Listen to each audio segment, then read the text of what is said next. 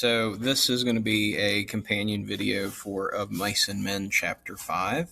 This is the next to last chapter here.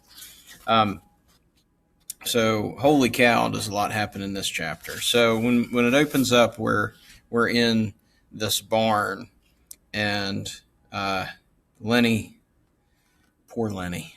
Lenny said softly to the puppy, "Why do you got to get killed? You ain't so little as mice. I didn't bounce you hard."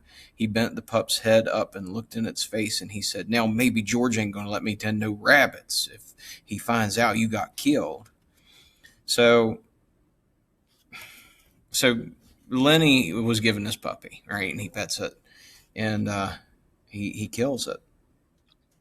And we know that he doesn't mean to kill it, but we see a little bit of his anger come up, and he says, "Damn you," he cried. "Why do you got to get killed? You ain't so little as mice." He picked up the pup and hurled it from him. He turned his back on it. He sat bent over his knees and whispered, "Now I won't get to tend the rabbits. Now he won't let me."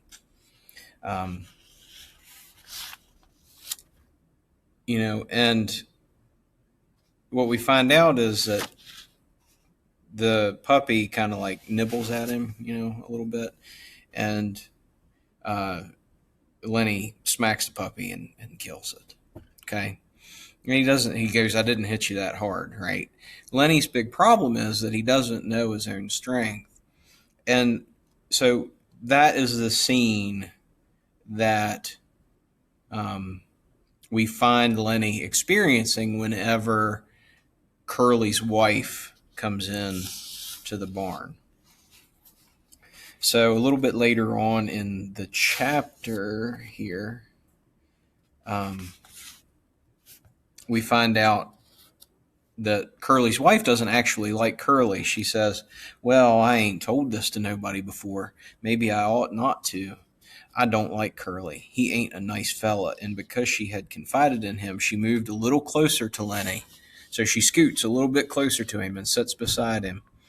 "Could have been in the movies and had nice clothes, all them nice clothes like they wear. And I could have sat in them big hotels and had pictures took of me. When they had them previews, I could have went to them and spoke in the radio, and it would have cost me a cent because I was in the picture." So again, that's back to the idea of broken dreams, right? So we find out that Curly's wife has this broken dream of being a movie star.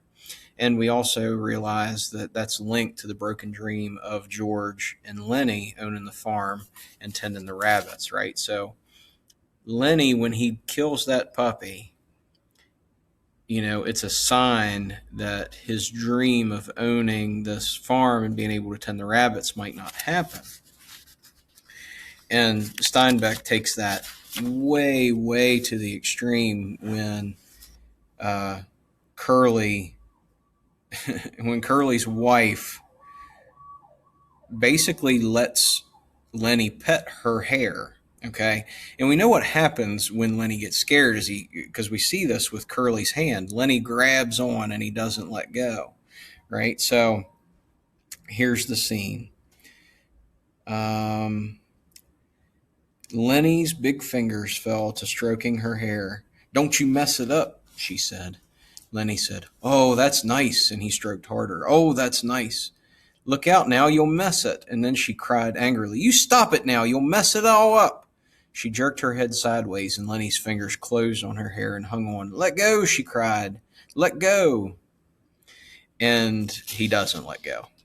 And she starts to scream and yell, and Lenny covers her mouth up, and basically, in order to get her to stop crying, because he says, "George will be mad if you yell."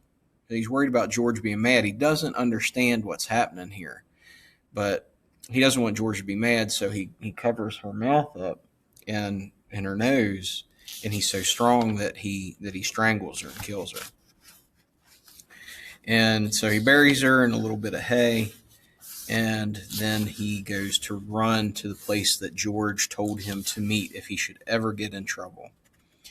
And then, Curly comes out, and his wife's dead. But the thing that we notice about Curly is that he doesn't really go and check on her.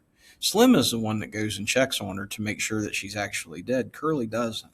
Curly's more interested in revenge than he is in whether or not his wife is okay. Okay, and that's an important thing to know about Curly's character, um, because even during this time, we shouldn't really feel bad for Curly because he's still a jerk. Okay, and the men gather up a posse and they set out to track down Lenny, and we presume kill him, and that is at the end of the chapter. Okay. Yep.